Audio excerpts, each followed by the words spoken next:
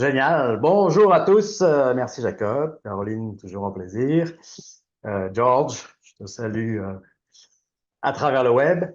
Bonjour à tous. Ben oui, écoutez, c'est comme un aboutissement de plusieurs années de travail avec Georges-Alexandre puis l'équipe et nos expériences mutuelles. Donc, on est très, très fiers de vous présenter ce programme qui, je peux vous le dire, est unique en Amérique du Nord parce qu'on a la chance d'avoir une personne comme Georges Alexandre qui est un spécialiste de marketing. Donc, on a fait un benchmark sur le prix pour se positionner. Puis c'est là qu'on s'est aperçu que vous allez voir que c'est assez unique ce qu'on vous propose. Puis euh, si vous avez des questions, n'hésitez pas au fur et à mesure, puis on va y répondre un après l'autre.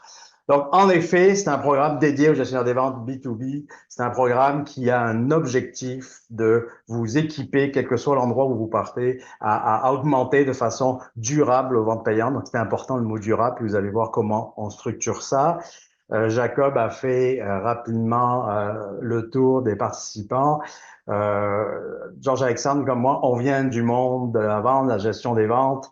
On est des gens d'expérience de terrain, puis on partage ces expériences-là. On travaille sur les meilleures pratiques en gestion des ventes depuis maintenant 15-20 ans. Et on travaille main dans la main pour justement continuer à amener toutes ces bonnes pratiques-là dans l'ensemble des organisations et partager euh, nos expériences. Georges-Alexandre, est-ce que tu voudrais rajouter quelque chose pour qu'on t'entende ta voix avant qu'on démarre? Un, deux, test. Bonjour tout le monde. Très heureux, hein, en passant. Moi, ça fait une dizaine d'années que je collabore avec Rodolphe comme consultant affilié chez Celsius Halifax.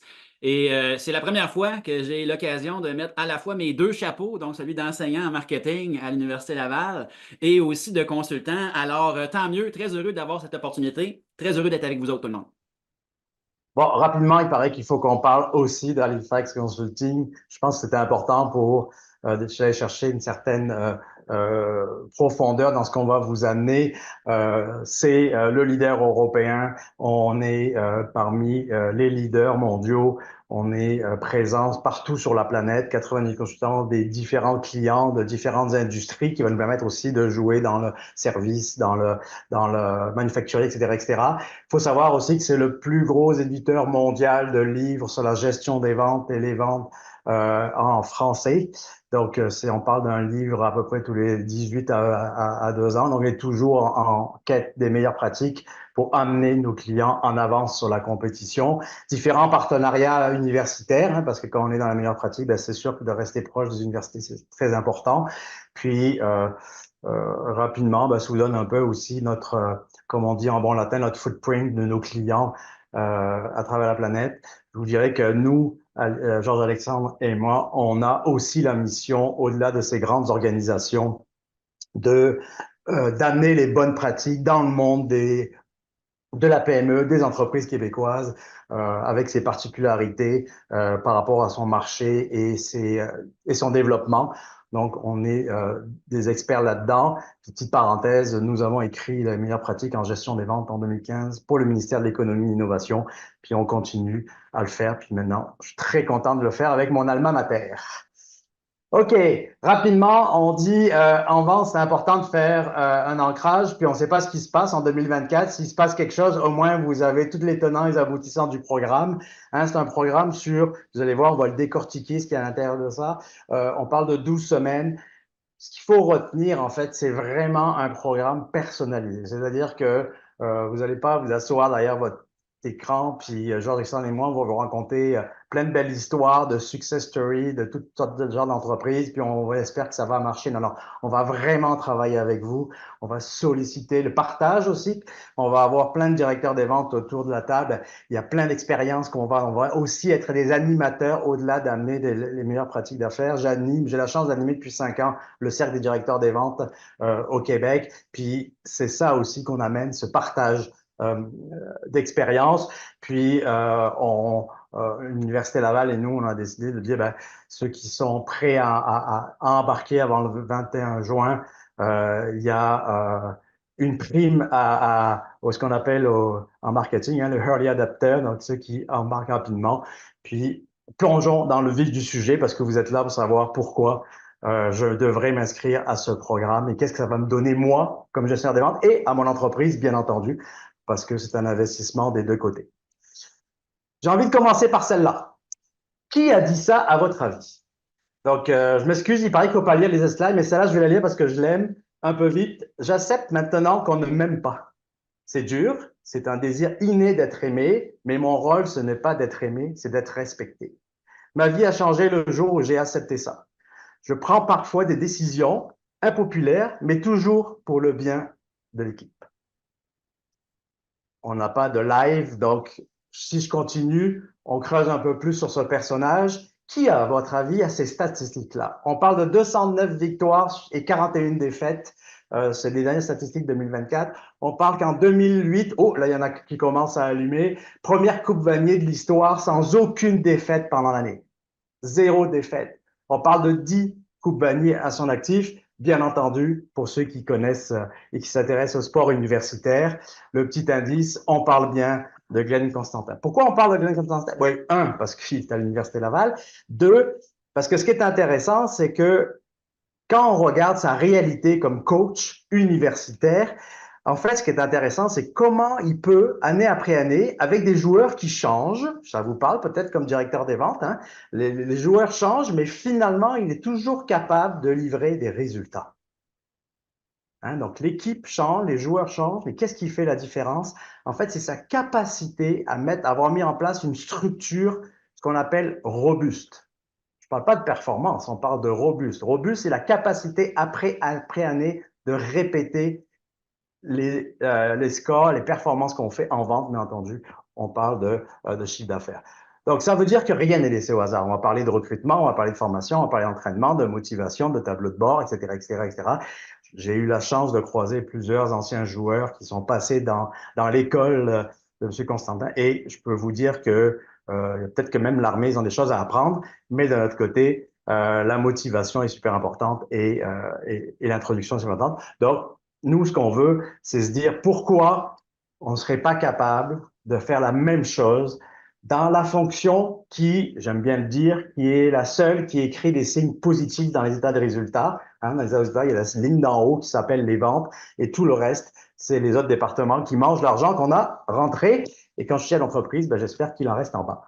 Donc, comment on peut mettre tout notre savoir-faire, notre savoir-être pour mettre de la robustesse dans ma capacité de générer des ventes rentables année après année. C'est ce qu'on vous propose comme plan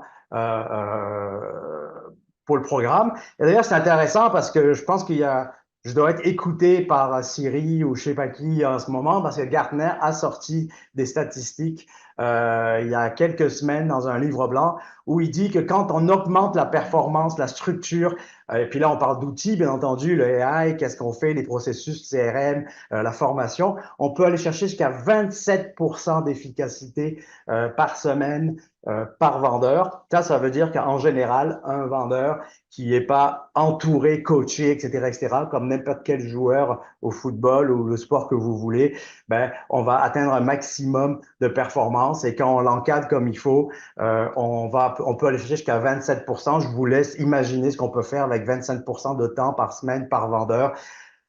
Peut-être de la prospection, peut-être, je vous laisse imaginer. Ce qui est intéressant aussi, je vais vous amener une étude qui a été faite à Harvard Business Review qui, dans le top 500 des entreprises, ils ont demandé aux managers des ventes, donc aux gestionnaires des ventes, de s'évaluer comme coach. Donc, ils avaient tout un questionnaire pour dire comment vous vous évaluez comme coach, comme responsable des équipes de vente, etc., etc.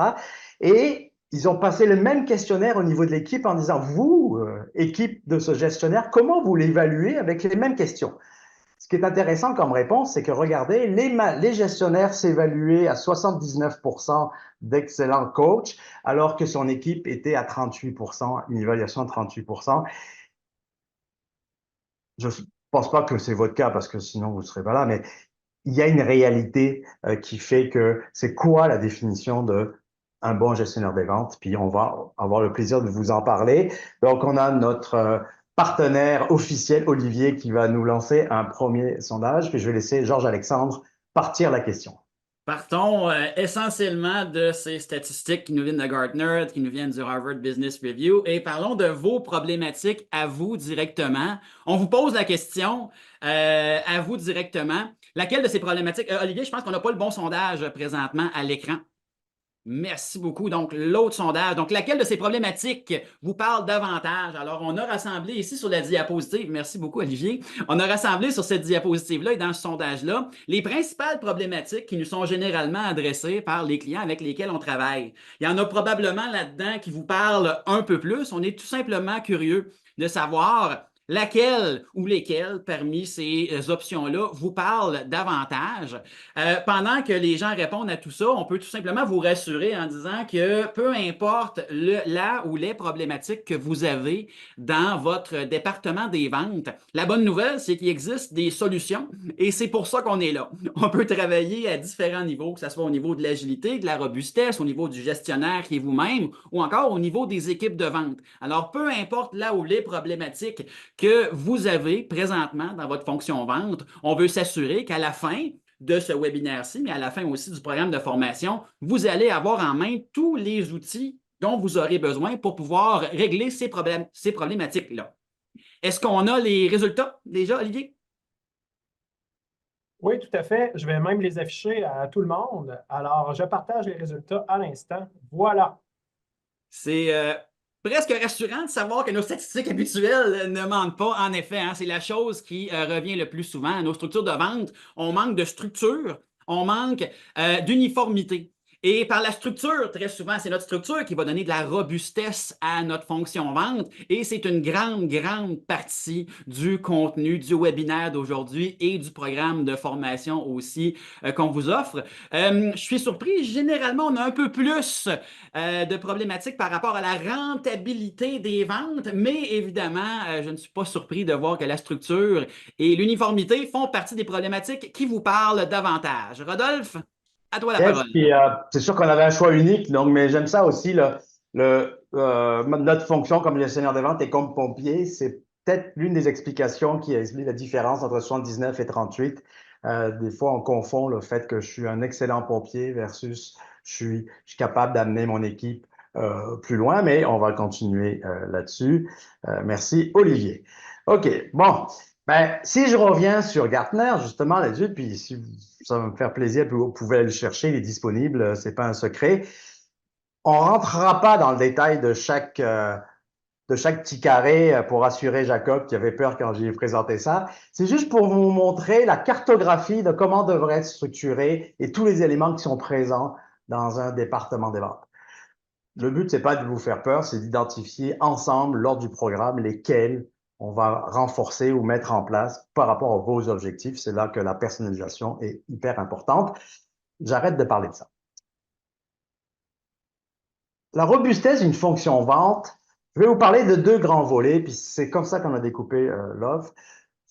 Souvent, on est dans un département des ventes qui est basé sur la performance humaine. Vous allez me dire, c'est normal, comme l'équipe de Glenn Constantin ou n'importe quelle équipe, c'est la performance humaine qui va faire la différence le dimanche. Nous, c'est du lundi au vendredi.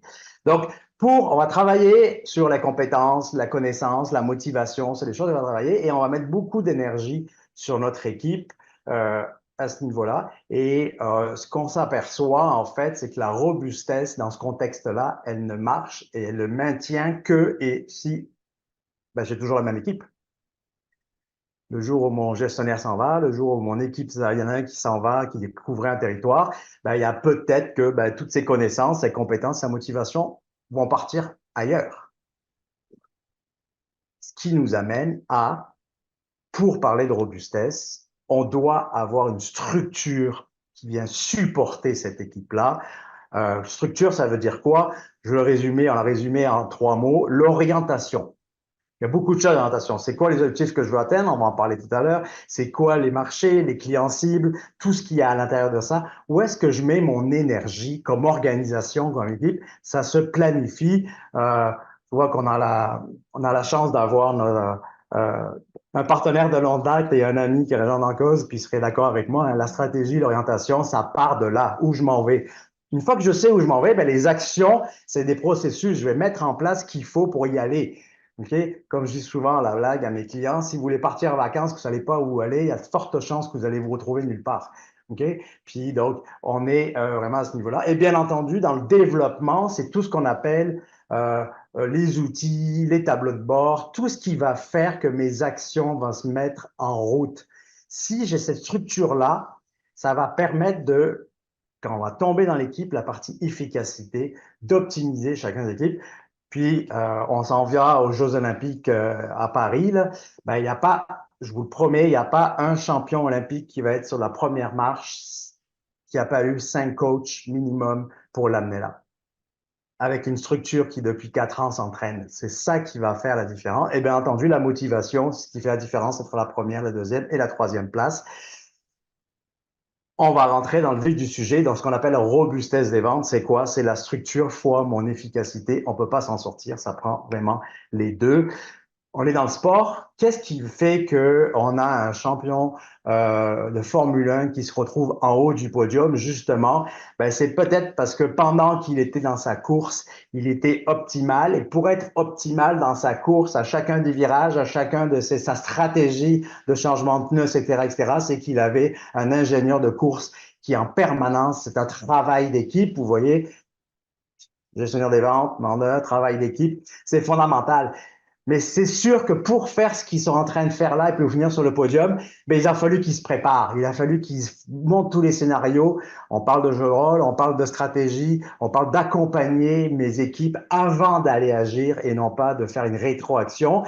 Cela ne peut pas exister si j'ai pas une équipe, une structure robuste pour y arriver. On a vu un 7-tube champion du monde finir la 10e place l'an dernier parce que la voiture n'était pas au niveau. Puis on a vu des pilotes moyens arriver dans les premières places parce que la voiture était performante. C'est la somme des deux qui fait que ça fonctionne. On va s'attaquer avec Georges Alexandre, à la structure rapidement. Je continue. Petite question que j'aime bien poser, qu'on aime bien poser, puis je vois Georges Alexandre qui fait un sourire. Quelle est la seule chose, à votre avis, qu'un vendeur peut contrôler? D'habitude, on fait un petit sondage, on lève la main, on écrit des choses. Je vais vous donner la réponse parce que je suis gentil en ce 13 juin. En fait, c'est le temps. Une équipe de vente, chacun de vos vendeurs ne peuvent gérer que du temps. Donc, ils ont 40 heures par semaine pour amener de la valeur à vos clients, / prospects, à l'organisation et à lui-même.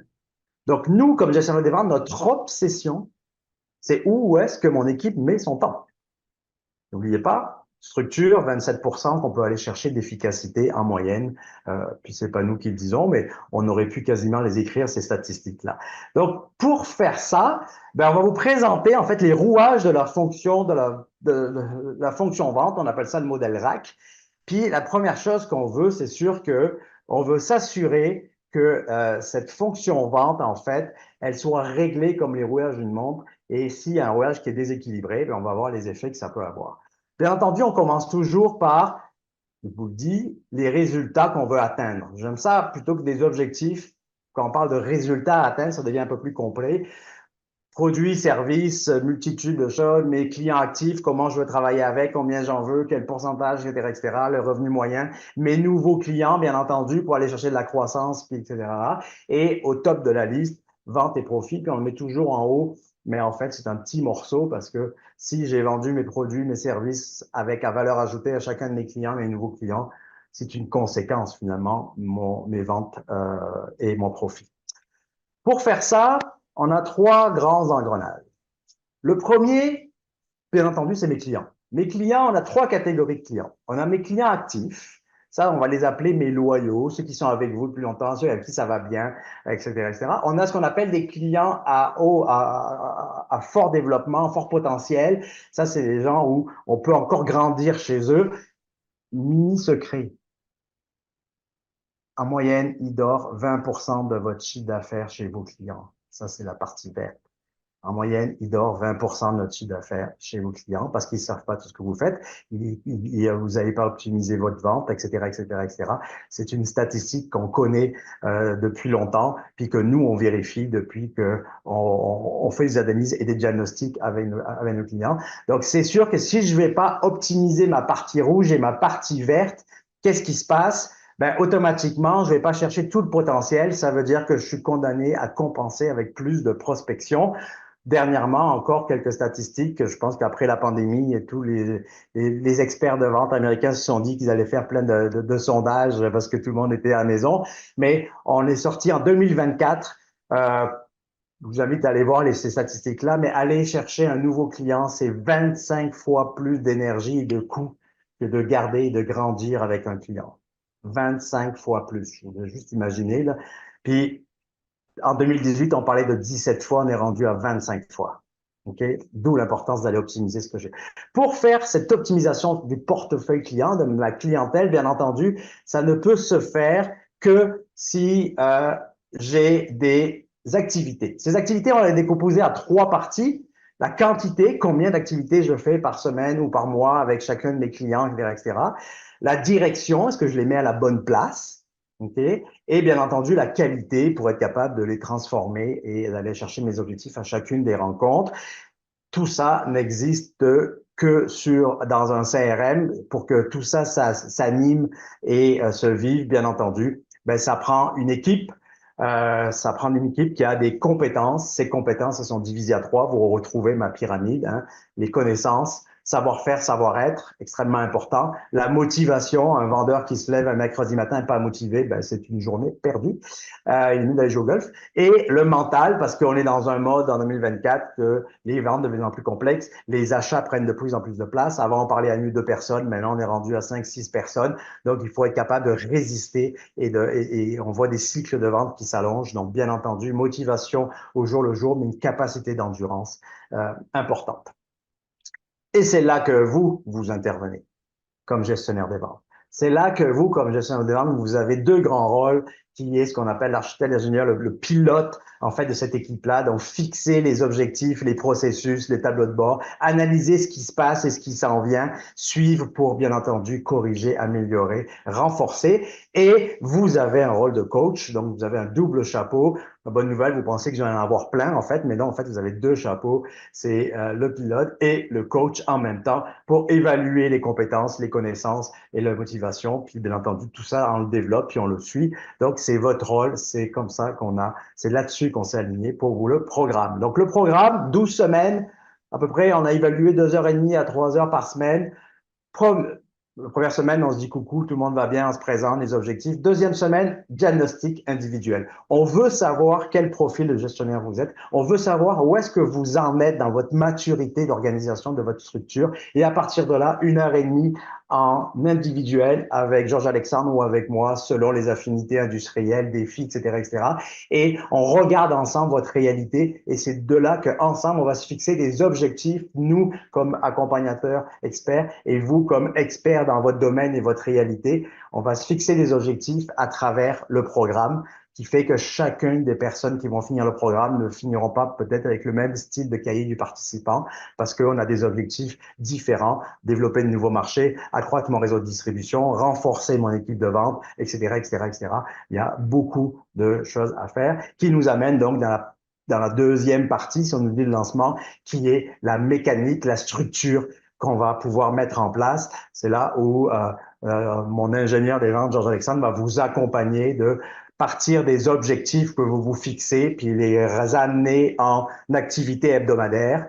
Et par la suite, un tableau de bord pour vous assurer que ces activités hebdomadaires qui sont planifiées sont faites et qu'elles livrent les résultats. Donc, on est vraiment dans un va-et-vient. Je construis si je veux faire 1 million de plus, ça veut dire quoi lundi matin pour chacun de mes membres de l'équipe? Puis maintenant que je le sais, je vais m'assurer qu'ils ont planifié de le faire lundi matin. J'augmente mes chances d'arriver à mes objectifs. C'est ça ce qu'on appelle la robustesse. Donc, ça veut dire quand je vais embaucher un nouveau vendeur, etc., etc., je vous laisse imaginer les choses qui m'amènent à la deuxième partie qui est le coach d'élite. Tout ça, ça se vit, ça se fait vivre sur ce qu'on a dit, le coach. Et on finit par une petite évaluation, certification pour voir où est-ce que vous en êtes. Et bien entendu, à travers ça, des heures de coaching pour vous accompagner dans la construction et la mise en œuvre de votre plan de vente. Diagnostic, je fais ça vite. D'où on part? Je vous en ai parlé. On commence par un indice de maturité. On l'a développé après plusieurs années toute une plateforme d'évaluation de la maturité de votre fonction vente. Donc, on commence par, on fait 181 éléments. Vous avez vu mes petits carrés de Gartner. Ben, nous, on en a un peu plus. On est rentré en profondeur dans certains. Donc, on a 181 éléments qui devraient faire partie de votre fonction vente. Je l'amène dans mon petit graphique d'en bas à travers la stratégie. Bien entendu, si vous avez vous êtes un des leaders au Québec, puis vous voulez renforcer votre leadership au Québec, ben peut-être que la prospection est moins importante que de la fidélisation. Donc, c'est là que on va voir les éléments à travers votre lunette stratégique et où est-ce que vous voulez aller. Et le troisième volet, le système va vous proposer des priorités, des plans d'amélioration, de construction. Et c'est là que nous, on intervient comme coach, puis on travaille avec vous, puis on identifie qu'est-ce qu'on devrait travailler ensemble pour ces 12 semaines pour vous amener plus loin en performance et surtout en endurance. Donc, la robustesse. Rapidement, d'habitude, on fait un petit sondage, on ne le fera pas, le temps passe vite. Quand on demande justement à des participants, à nos clients, quand on fait des conférences, etc., on demande toujours, à votre avis, la performance de vos ventes, elle vient de quel équilibre, en fait? Est-ce qu'elle vient 75% de ma structure, 25% de mon efficacité, ou 25% de ma structure, 75% de mon efficacité? Je vous fais ça vite comme réponse. C'est notre sondage à nous qu'on fait depuis plusieurs années. On est beaucoup dans le 25-75. Ça veut dire que si vous avez une entreprise en croissance qui va bien et que cette performance repose à 75% sur les individus, je vous laisse imaginer si vous augmentez votre structure, les résultats qu'on va pouvoir atteindre. Parce que c'est sûr que vos vendeurs laissent à peu près 20-25% de leur temps à faire les mauvaises choses ou à bien faire les mauvaises choses, comme j'aime bien dire. Et bien entendu, aussi au niveau des clients et de nos focus, où est-ce que je m'en vais et est-ce que je mets mon temps à la bonne place? Est-ce que je suis efficace, efficient? C'est là que nous, on intervient. On ne peut pas enlever l'humain dans le monde des ventes. Okay? Dans les opérations, ils essayent beaucoup, ils forcent fort, mais nous, on peut pas l'enlever. Donc, bien entendu, pour nous, c'est important de savoir qui vous êtes comme manager, parce qu'en fonction de qui vous êtes manager, on va vous accompagner différemment. Il y a des pistes de travail et de coaching, puis de motivation qui sont différentes en fonction de qui je suis. On prendra le temps de vous l'expliquer quand on sera en face à face. Donc, votre personnalité, avec les tests Atman, qui est un test québécois connu depuis très longtemps, on va définir votre personnalité. De là, on va avoir un fil qui va nous dire quel style de gestionnaire vous êtes. Est-ce que vous êtes un gestionnaire avec de l'énergie, de l'influence, une gestionnaire par votre capacité d'analyse, donc vous êtes un peu l'expert dans votre domaine. Et de cette partie-là, bien entendu, c'est fondamental. On va voir aussi quel profil de vente, parce qu'on s'est aperçu que si j'ai un profil plus de hunter comme gestionnaire, comme par hasard, on voit que le profil de notre équipe, c'est beaucoup des hunters qu'on va chercher. C'est le fun si on veut développer, moins le fun si on veut garder nos parts de marché. Donc, il y a un mélange qu'il faut faire à travers ça. Donc, on va prendre le temps de faire ça. Et je reviens sur notre ami commun que j'ai introduit ce matin. Glenn Constantin utilise les tests Atman pour chacun de ses recrutements des joueurs. Il y a une vidéo là-dessus, d'ailleurs, qui parle de pourquoi il le fait. J'arrête là-dessus. George? Ben oui, parce qu'une fois que tout ça c'est fait, une fois que le diagnostic est fait, on arrive dans toute la grosse partie qui s'appelle le département structuré. Rodolphe, tantôt, me décrivait comme l'ingénieur de la fonction vente. Dans le cadre du webinaire ou dans le cadre des programmes de formation, je préfère m'auto-décrire comme étant l'architecte de la fonction vente. Je préfère le mot architecte parce que ce qu'on fait beaucoup, c'est qu'on travaille sur des plans, sur une sorte de plan en particulier qui s'appelle le plan de vente. Donc, à la prochaine diapositive, on va commencer à regarder, à explorer un peu ce que c'est un plan de vente et à quoi ça peut servir. Essentiellement, le plan de vente, c'est quand même, je dirais, un concept qui est étonnamment très méconnu par plusieurs gestionnaires des ventes. C'est un concept qui est pourtant l'extension naturelle de d'autres documents que vous avez probablement dans votre entreprise qui sont un peu plus connus. Le plan de vente, ce que c'est une section de votre plan marketing qui lui-même est une section de votre plan d'affaires. Si je vous parle de plan d'affaires, probablement que vous en avez un, vous en avez déjà fait un, c'est le plan d'affaires qui va nous donner, entre autres, les grandes orientations stratégiques de votre entreprise. Il y a une section de votre plan d'affaires qui s'appelle le plan de marketing qui va nous permettre, entre autres, de décrire toute la proposition de valeur unique de votre entreprise, mais qui va nous permettre aussi d'explorer les différents moyens de communication pour faire la promotion de votre entreprise. Dans les PME, les entreprises avec lesquelles on travaille, nous, généralement, on travaille avec deux types d'outils de communication principaux. Très souvent, le marketing numérique va nous aider à aller chercher, à attirer des prospects qualifiés, mais surtout, la vente relationnelle, qui est l'outil de communication par excellence en vente B2B. Donc, la vente relationnelle, c'est l'outil de communication qui est le plus efficace en vente B2B, mais c'est aussi celui qui coûte le plus cher. D'où l'important d'avoir une stratégie de vente qui est écrite, qui est formalisée pour être capable de, premièrement, pouvoir s'y référer plus facilement, mais aussi pour être capable de pouvoir l'exprimer, de pouvoir la communiquer de façon uniforme.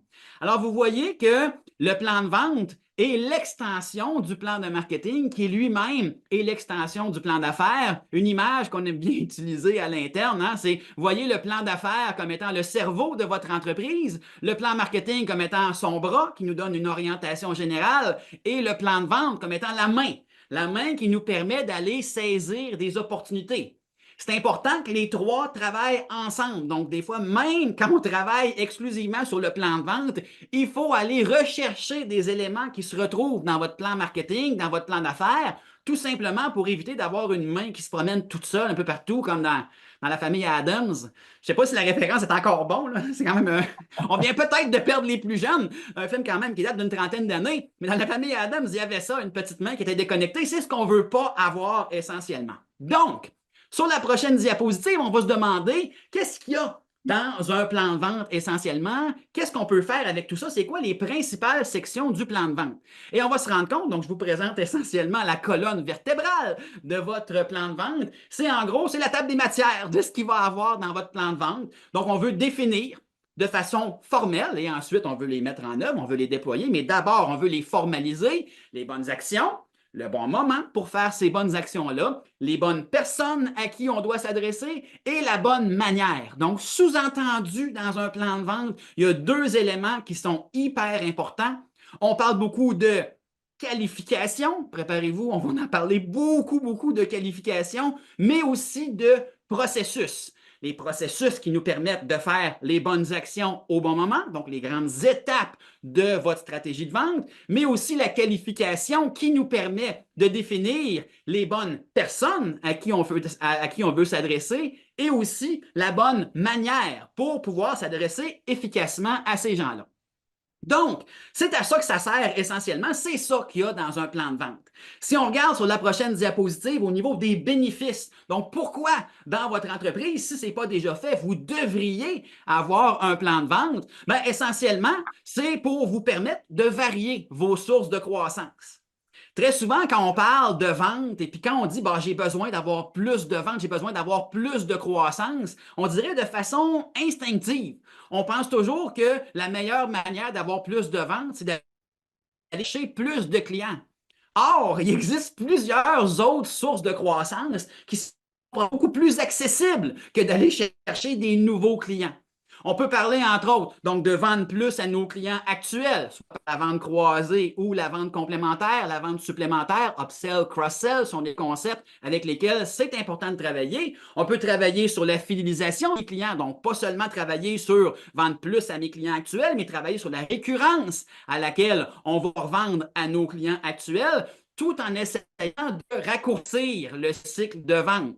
Très souvent, on aime ça prendre l'image du métronome là, qui fait tic-tac, tic-tac. On veut essayer d'améliorer la cadence. On veut accélérer la cadence pour être capable de diminuer le plus possible notre cycle de vente qui, parfois, en B2B, on le sait, ça peut être très long. C'est pas rare qu'on voit des cycles de vente en B2B qui s'échelonnent sur plusieurs mois, pour ne pas dire plusieurs années. Alors, tout ça, l'objectif, c'est d'avoir différentes sources de croissance pour assurer la pérennité de votre entreprise. Et le mot pérennité est quand même important parce que gardons en tête que la fonction vente de votre entreprise, c'est la seule fonction de votre entreprise qui génère des revenus. Tous les autres départements en font sortir des revenus. C'est des coûts essentiellement, donc ça fait sortir de l'argent. Votre fonction vente, c'est la locomotive de votre entreprise. d'où l'importance de s'y attarder avec beaucoup, beaucoup d'attention. C'est ça l'objectif et c'est ça le principal bénéfice de votre plan de vente, c'est d'assurer la pérennité de votre organisation en variant vos sources de croissance. Donc, comment on fait ça rapidement sur, oui, en continuant, oui, là, je pense que j'ai mis des animations puis je n'aurais pas dû, mais tu peux aller jusque, oui, exactement. Merci, Rodolphe. Comment on va faire ça essentiellement? C'est que la première étape qu'on va faire pour vous permettre d'aller varier vos sources de croissance, c'est qu'on va regarder votre portefeuille client actuel. Et ça, c'est une grosse notion de ce qu'on fait avec nos clients. On étudie leur portefeuille client actuel et on se rend compte que dans votre portefeuille client, vous avez différents types de clients qu'on aime bien caricaturer en 3 grandes catégories. Vous avez vos clients fidèles, qui sont généralement les plus faciles à spotter, les plus faciles à reconnaître. C'est les clients que vous connaissez, qui vous connaissent très bien aussi. Vous avez déjà une bonne relation avec ces gens-là. Donc, en général, vous savez très, très bien qui sont vos clients fidèles. Mais il peut y avoir un petit peu de nuance parce qu'il existe aussi dans votre portefeuille client des clients à fort potentiel et des petits clients sans potentiel, ce qu'on appelle nos PCSP, petits clients sans potentiel, qu'à l'interne, de façon mesquine, on aime bien appeler nos petits clients fatigants. Pourquoi ils sont fatigants, nos clients? Pas parce qu'on les aime pas, mais parce que très souvent, ils n'achètent pas suffisamment et ironiquement, je ne sais pas pourquoi c'est comme ça, mais c'est souvent nos petits clients qui nous demandent le plus d'énergie. Et ça, c'est un problème. On veut essayer de diminuer le temps qu'on passe à essayer de servir nos petits clients pour passer plus de temps, non seulement avec nos clients fidèles, mais aussi avec nos clients à fort potentiel de développement. Donc, ça, c'est le monde idéal. Ce qu'on se rend compte, par contre, c'est que très souvent, nos clients à fort potentiel de développement, avec qui on veut passer beaucoup de notre temps, très souvent, ces clients-là ont tendance à se déguiser en petits clients sans potentiel. D'où l'importance d'aller se chercher des critères, qui vont nous permettre d'attribuer une catégorie à chacun de nos clients pour être certain qu'on a une idée générale de qui sont nos petits clients sans potentiel, qui sont nos clients fidèles et qui sont nos clients à fort potentiel. Donc, étape 1, définir qui sont chacun de nos clients, donc attribuer une catégorie à chacun de nos clients. Et dans un deuxième temps, sur la prochaine diapositive, on va se rendre compte qu'il y a quelque chose qu'on peut faire. Tu dis. Je peux 2 secondes. On parle de clients, mais on parle aussi de distributeurs. Hein. Pour les gens qui sont en distribution, vous avez des distributeurs qui sont à fort potentiel, puis des petits distributeurs qui prennent beaucoup d'énergie, etc., etc. Un client pouvait le remplacer par distributeur, référeur, etc., etc. C'est la même chose en fonction de votre industrie. Je ferme ma parenthèse. Dès qu'un client nous donne de l'argent, qu'il soit distributeur ou un utilisateur final, c'est ce qui nous intéresse. Alors, pour nous, c'est vraiment ça qui est important, c'est de prendre votre portefeuille client et d'être certain qu'une fois qu'on sait qui est quel client, qu'on a une approche qui nous permet d'optimiser notre temps de la manière suivante. Donc, on veut essayer de diminuer l'impact de nos petits clients sans potentiel en leur accordant moins d'importance, moins de temps, moins d'argent là-dedans. Okay? Ça ne veut pas dire qu'on arrête de les servir et qu'on se met à les détester. Ça veut juste dire qu'on essaye d'amener une espèce de proportionnalisation entre le potentiel de nos clients et les ressources qu'on investit pour s'en occuper. Donc, l'objectif ici, c'est de diminuer l'impact de nos petits clients sans potentiel sur notre organisation, ce qui va nous permettre de gagner beaucoup plus de temps pour servir non seulement nos clients fidèles, mais également nos clients à fort potentiel de développement. Alors ça, c'est le résultat de l'approche qui s'appelle le Key Account Management, la gestion du portefeuille client, qui n'est pas une approche qu'on a inventée, c'est une approche qui est assez bien documentée d'ailleurs dans plusieurs instituts de vente dans le monde. Alors, le Key Account Management nous permet d'amener une proportionnalisation entre l'énergie qu'on investit dans nos clients et les retours sur l'investissement qu'on veut avoir. Parce qu'une fois qu'on fait ça, dans un dernier temps, ensuite, on peut regarder la prospection, donc aller chercher nos nouveaux prospects. Et ça, ce qui est intéressant, c'est qu'on termine avec la prospection, contrairement à ce qu'on pourrait penser a priori.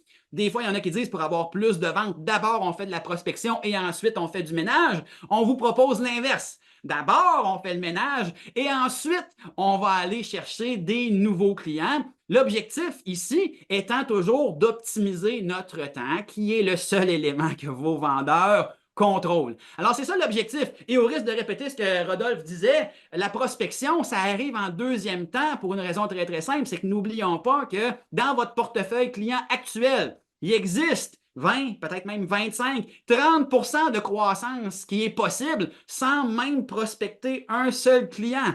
D'où l'importance de d'abord faire le ménage dans votre portefeuille client pour ensuite pouvoir prospecter vos futurs clients à fort potentiel de développement. Donc, sur la prochaine diapositive, vous avez essentiellement l'approche qu'on va suivre dans le programme de formation. Donc, la gestion du portefeuille client, Key Account Management, qui se fait généralement en 4 étapes qui sont un peu simplifiées ici. Donc, définir le client idéal. Hein? Plus on sait ce qu'on recherche, plus ça va être facile à trouver. Ensuite, on peut qualifier chacun de nos clients, donc attribuer une catégorie à chacun de nos clients fidèles, nos petits clients sans potentiel, nos clients à fort potentiel, de façon à pouvoir développer des processus qui vont pouvoir être cohérents, qui vont être adaptés à chacun de nos types de clients. Donc, la qualification, c'est les étapes 1 et 2, et les processus de vente, on arrive dans les étapes 3 et 4. Donc, ça, c'est la gestion du portefeuille client, le Key Account Management qu'on fait. Et ensuite, lorsque ça c'est fait sur la prochaine diapositive, j'aime bien dire, c'est là que le fun commence, c'est là qu'on peut commencer à rentrer dans l'art de la persuasion. Comment on fait pour convaincre quelqu'un d'opter pour notre offre à nous? Comment on fait pour convaincre quelqu'un de quelque chose? Et bon, il n'y a pas de recette secrète, mais il y a certainement des grands piliers, c'est-à-dire une fois qu'on est familier avec le principe de la qualification, puis qu'on sait comment qualifier des clients. Ah, j'ai encore mis plein d'animations, Rodolphe. Tu peux cliquer jusqu'au bout de la diapositive, je n'aurai pas besoin finalement des animations. Donc, une fois qu'on sait qualifier des clients, on peut également, et on devrait, qualifier nos interlocuteurs, la personne à qui on parle. Parce qu'on va se rendre compte qu'on peut parler à différents types de personnes dans une organisation. On peut parler au décideur, donc celui généralement qui paye, celui qui va signer le chèque, ou on peut aussi parler à la personne qui a un pouvoir d'influence, qu'on appelle l'influenceur. Et là, ici, on ne parle pas de l'influenceur TikTok, Instagram, on parle vraiment de la personne qui a un pouvoir d'influence sur là où les personnes qui vont prendre les décisions. Ou on peut aussi s'adresser à l'utilisateur, c'est-à-dire la personne qui va utiliser, qui va bénéficier de notre vente sans nécessairement être la personne qui l'a acheté. Alors, c'est important de savoir qui est qui. C'est important de qualifier notre interlocuteur parce que chacun de nos interlocuteurs va demander une approche qui va être différente, va nous demander de définir une proposition de valeur unique qui va être cohérente avec sa réalité. La proposition de valeur unique, ça c'est un modèle qui a entre autres été popularisé par Strategizer. On va beaucoup travailler avec le modèle de la proposition de valeur que vous voyez à l'écran pour être certain que les produits et services qu'on offre à nos clients sont cohérents avec ses aspirations et être certain aussi qu'on offre des solutions aux problèmes de ces interlocuteurs-là. Alors, au risque de me répéter, chacun de nos interlocuteurs a une réalité, a des problèmes, a des aspirations qui sont différents, d'où l'importance de maîtriser notre proposition de valeur unique et de pouvoir ensuite déployer, de pouvoir articuler une proposition de valeur unique qui va être cohérente avec notre interlocuteur.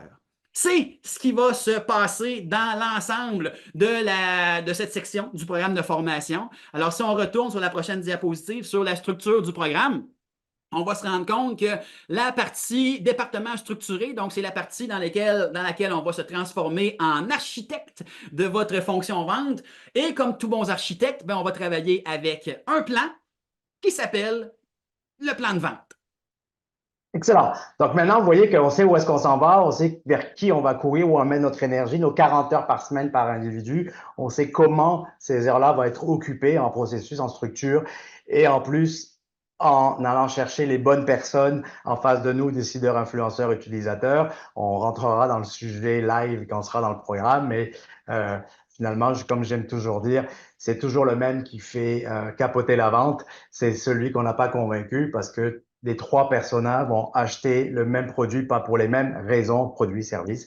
Donc, c'est important. Maintenant que ça, c'est défini, là, votre rôle de coach, pour que ça devienne vrai, pour que ça bouge, pour que ça devienne une réalité, arrive. Et c'est là qu'on tombe dans une pédagogie, en fait, non pas de structure, mais de changement ou d'amélioration, de renforcement de vos compétences et de vos habiletés de gestionnaire. Parce que je dis toujours, comme quand on forme en vente ou des gestionnaires, quand je suis face à mon client, c'est pas le moment de sortir mon registre de comment je gère une objection ou comment je défends mon offre en négociation. Il faut que ça devienne un réflexe. On travaille avec des réflexes qu'il faut développer parce que ça va vite et on n'a pas le temps de sans arrêt retourner dans notre Bible. Donc, c'est pour ça qu'on ne parle pas de formation, on parle plus de transformation de notre côté. Donc, apprendre, bien entendu, les bonnes pratiques, être capable de les amener dans votre réalité parce que les bonnes pratiques vanillent chez vous, ça a une différente saveur par rapport à vos objectifs, votre stratégie, vos produits, etc., etc., et vos services. Et bien entendu, la partie coach vous pouvez lire 250 livres de golf. Ça ne veut pas dire que vous allez être un bon golfeur, mais par contre, si je pratique et j'avance, ben, peut-être que les fins de semaine seront plus agréables que comme moi, je les passe plus souvent avec les moustiques dans le bois que sur le green. Qui nous amène à comment on va se structurer. On va avoir 4 grands volets dans cette partie-là. C'est on va comprendre qu'il faut s'adapter à chacun de nos individus de l'équipe parce que chacun est différent aussi, a des motivations différentes, a des façons de travailler pas différentes parce qu'on essaye quand même d'avoir dans la robustesse, mais à des approches parce on veut pas que tous nos vendeurs soient des robots, on veut qu'ils restent humains, donc il va falloir qu'on s'adapte, nous, comme managers, aux individus. Donc, la première chose, on va travailler sur comment je dois m'adapter à chacun de mes individus pour justement travailler sur la motivation, etc., etc., etc. Par la suite, une fois que je sais comment je devrais travailler avec les individus, on va avoir enfin une cartographie de votre équipe de vente. On va travailler de comment je vais renforcer la motivation individuelle de chacun de mes individus, parce que vous vous souvenez qu'un vendeur, le mercredi matin, s'il n'est pas motivé, il ne se passera rien. Au pire, il va brûler des projets, des opportunités et donc une partie du futur de nos revenus. À qui je m'adresse comme manager pour l'équipe? Comment je travaille pour motiver chacun des individus? Comment je travaille pour développer leurs compétences? On a des façons d'apprendre différentes. Comment je m'adapte à cette réalité-là? Et bien entendu, à la fin, comment je pilote l'ensemble de mon équipe collectivement. Donc, vous voyez qu'on a 3 volets individuels et un volet collectif. Donc, on vous accompagne là-dedans pour monter finalement votre façon d'accompagner votre équipe à suivre le plan que vous avez construit. Et quand je dis vous, on sollicite aussi le fait que faites-le avec votre équipe. Quand ils sont partie prenante de construction du plan, ça aide beaucoup à répondre aux questions au fur et à mesure plutôt que de leur présenter la bonne nouvelle à la fin. Rapidement, la structure qui nous permet qu'on va passer de la théorie ou slash les bonnes pratiques à votre réalité en réflexe.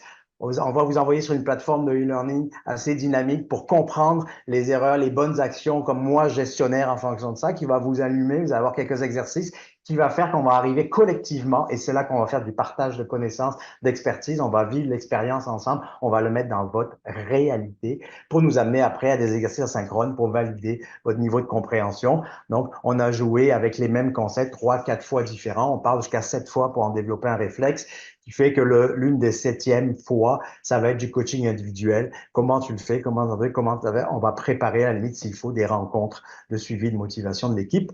Ça, c'est notre pédagogie. Et au-delà de tout ça, les 4 grands piliers du coach élite, on a dans notre plateforme, dans le Learning Management System, excusez l'anglicisme, mais on a beaucoup d'éléments. On a comme la bibliothèque pour les managers et vous allez avoir accès en fait à cette bibliothèque-là pendant un certain temps, comme par exemple comment je recrute un vendeur, comment je fais un entretien de remotivation ou de recadrage, etc., etc. Donc, c'est des modules qu'on va aller chercher pour préparer. Je pense que c'est important, même si on n'est plus là, de continuer à vous accompagner par rapport à ça, qui nous amène à 1, d'où vous partez. 2, à partir de là, on rajoute les morceaux qui manquent, on fait évoluer les morceaux qui restent à performer, toujours par rapport à votre objectif, qui fait que déjà à partir de là, chacun va avoir son parcours différent, mais toujours en partageant les bonnes pratiques entre nous, comme experts, vous comme gestionnaire de vente. On se développe comme coach sur le terrain, comment je me transforme, comment j'évolue, comment je deviens le Glenn Constantin quand je suis sur le terrain versus comment je suis le Glenn Constantin architecte, pour reprendre l'expression de George. Et à la fin, on a une certification qu'on n'enverra bien entendu pas à votre patron. C'est plus pour nous de savoir où est-ce qu'on en est et qui va nous permettre de travailler après avec une rétroaction ensemble et vous guider sur les prochaines étapes et pour pas vous laisser tout seul après ce programme. Combien de fois on suit les programmes, puis après on sait plus trop quoi faire. Je vous promets qu'après les 12 semaines, déjà, chaque semaine, vous allez transformer votre structure et vous allez vous transformer comme coach pour aller chercher des résultats. On ne fait pas de promesse de retour sur investissement, mais je vous laisse juste imaginer si votre équipe commence à mieux en mieux optimiser leurs 40 heures semaine, parler aux bonnes personnes de la bonne façon, et vous prévoyez, vous anticipez ce qu'ils devraient faire pour être capable de guider votre équipe en fonction de là où ils s'en vont, plutôt que de guider l'équipe en fonction de là où ils sont, donc en arrière. On parlera de CRM, on parlera d'intelligence artificielle, de tous les outils qui nous permettent justement de j'anticipe ce que va faire mon équipe, plus je suis capable de la contrôler dans le bon sens du terme, c'est-à-dire l'envoyer à la bonne place, puis d'optimiser chacune des 40 heures de mon équipe, que je sois en service, que je sois en produit, que je sois en opportunité, que je sois en projet ou en produit catalogue.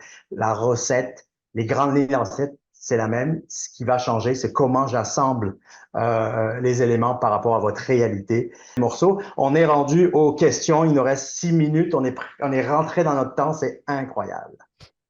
Je vous remercie beaucoup, Rodolphe et Géa. Effectivement, là, on va avoir le temps pour quelques questions. J'en ai reçu en commentaire dans les Q&A, notamment à savoir, on se demandait comment, je dis on m'a posé la question, comment contrer l'objection de prix, excusez-moi. C'est excellent. Ben là, je reviens sur la partie de Georges Alexandre, c'est que si j'ai une objection sur le prix, ça veut dire que mon interlocuteur n'a pas vu la valeur et le retour sur investissement de faire affaire avec nous. Donc, la proposition de valeur est fondamentale. Et souvent, qu'est-ce qu'on fait? C'est qu'on a le même discours face à une assemblée. Je vous l'ai dit, ça se complexifie les ventes. Il y a de plus en plus de gens autour de la table. Si je prends pas compte qu'il y a des décideurs, influenceurs, utilisateurs qui vont acheter le même produit, pas pour les mêmes raisons. Hein, si je vends un robot, ben, l'utilisateur dans mon usine, lui, il va l'acheter parce qu'il est en pénurie de main-d'œuvre et il manque toujours 15% de personnes. Donc, lui, ça n'a pas de prix. En fait, son ROI, c'est en fonction du nombre de gens qu'il va pouvoir remplacer sur la ligne qui n'existe pas. Mon gars financier, ma personne financière, lui, a fait un ROI en disant, nous, on investit que si on est 18 mois de retour sur investissement. Puis le président, lui, ce qu'il veut, s'il veut accélérer ses ventes en diminuant ses coûts d'opération. Si je comprends pas ça, ben, mon discours va être vanille et on va finir par combien ça coûte.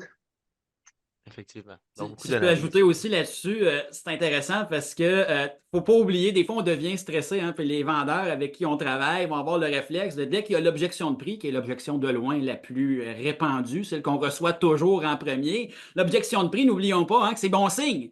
Quand on est rendu à recevoir l'objection de prix, ça veut dire que la personne a au moins pris le temps de nous écouter et il y a un niveau d'intérêt. D'où l'importance de pouvoir clarifier. Très souvent, hein, l'objection de prix, visualisons un iceberg, c'est la pointe de l'iceberg, le prix, mais qui va cacher autre chose. L'objectif de l'objection de prix, c'est d'aller creuser notre proposition de valeur pour être certain que notre réponse à cette objection-là va être cohérente avec l'objection réelle qui peut parfois se cacher derrière le prix. Fun fact, par le passé, c'est arrivé, je me promenais en entreprise et d'entrée de jeu, dans un diagnostic qu'on fait avec un client me dit, moi, c'est bien de valeur, mais je veux juste vous le dire à l'avance, nous autres, on a les produits qui sont les plus chers dans notre catégorie. Est-ce que vous pouvez nous aider quand même? Non seulement la réponse a été oui, mais en plus, ça, je veux dire, non seulement ça va être agréable de travailler avec vous, mais ça va d'ailleurs nous forcer à aller travailler sur une proposition de valeur unique qui va vous permettre de démontrer pourquoi vous êtes l'entreprise qui est la plus chère sur le marché et que ça fasse du sens quand même pour votre client. Alors oui, c'est une objection qui est normale et oui, il y a toujours moyen de pouvoir la contrer en revenant à notre proposition de valeur. Puis si je remonte plus loin, la qualification, il y a des clients qui cherchent toujours un coût, qui vous comparent toujours avec la Chine, qui vous comparent toujours avec le web, qui vous comparent, etc., etc. Ben, dans ma qualification, au Québec, on met beaucoup d'énergie sur la relation client, sur la proposition de valeur qu'on fait. Si dans ma qualification, je fais pas attention au style d'acheteur que j'ai en face de moi et d'organisation, ben, ça va finir qu'il va falloir que je me déshabille à chaque fois pour signer. Donc, la qualification est importante. Puis après, je vends ma proposition de valeur. Ce sont des réponses qui ont bien du sens. Merci. On aurait le temps pour une dernière question rapidement. Je vois le temps qui file. On aimerait savoir là, comment savoir finalement si nos objectifs de vente sont réalistes. Inscrivez-vous au programme. On n'aura pas le temps de le faire.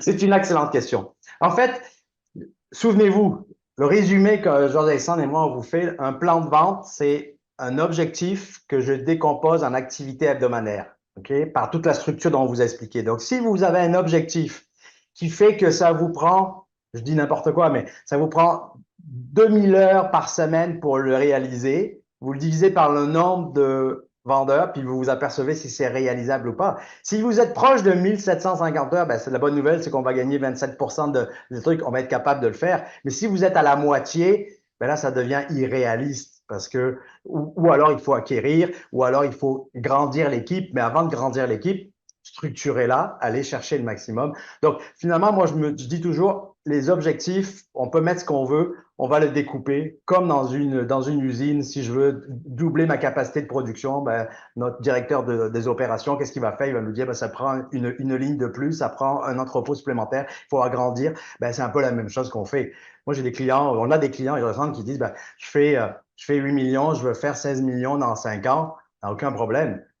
On le décortique, on regarde si c'est réalisable actuellement. Qu'est-ce qui te manque? Es-tu prêt à investir pour le faire? Puis on travaille comme ça. Donc, un objectif, ça se pond pas une fois par année dans le planning stratégique. Ça se vit parce que s'il n'est pas à la bonne place, ben on rentre dans la démotivation des vendeurs à ce niveau-là. Puis ça te challenge au trimestre aussi, ça c'est super important. Puis c'est ce qui nous amènera sur le tableau de bord parce que si on prend les ventes des objectifs jusqu'aux activités hebdomadaires, un bon tableau de bord qu'on va vous accompagner à monter, c'est que 80% de vos indicateurs de performance doivent être basés sur les processus et la capacité à convaincre plutôt que sur des résultats, parce que les résultats, vous pouvez rien faire avec. La règle du pouce, essentiellement, on dit souvent dans les meilleures pratiques, hein, si vous voulez savoir si votre objectif est réaliste, prenez votre objectif, divisez-le par le nombre de ressources qui sont à votre disposition et peut-être que ça va vous donner une première idée à savoir si c'est réaliste ou pas. Excellent. Je vous remercie beaucoup pour vos réponses bien complètes et ce webinaire très informatif. Rodolphe, tu l'as indiqué. Si vous voulez en apprendre davantage, je pense que c'est vraiment ça qu'il faut faire. C'est qu'il y avait le QR code, mais réellement, vous pouvez également aller voir directement la fiche web ou nous écrire directement à la formation continue pour avoir des informations qui sont complémentaires. Là, je vois Caroline là, qui a réveillé son écran. Est-ce que tu veux que je te laisse la parole? Ben, je voulais remercier Rodolphe et Georges-Alexandre qui ont mis beaucoup de temps, d'efforts et d'enthousiasme à monter et à présenter aujourd'hui. Donc, c'est fort apprécié. Puis, je rappelle que c'est un programme qui est unique, très novateur. Il n'y a rien qui se compare à ce programme-là actuellement là, sur le marché québécois, mais je dirais sur le marché canadien. Donc, je voulais le mentionner, ça vaut la peine, beaucoup d'efforts et d'énergie, puis beaucoup d'expertise également. Donc, si vous avez des questions, n'hésitez pas à nous écrire. On va vous répondre très rapidement. Puis, il n'y a pas de mauvaises questions, pas de petites questions. Donc, gênez-vous pas. Puis, ben, au plaisir là, de vous voir à la formation qui débutera cet automne. Merci à tous. Merci, bonne journée. Merci beaucoup.